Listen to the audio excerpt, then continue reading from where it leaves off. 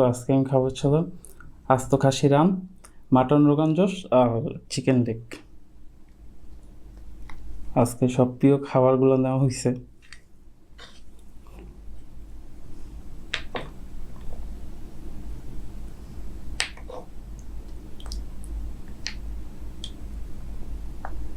আজকে এক্সট্রা ঝোল নেওয়া হয়নি, কারণ এইখানেই তো অনেক ঝোল আছে।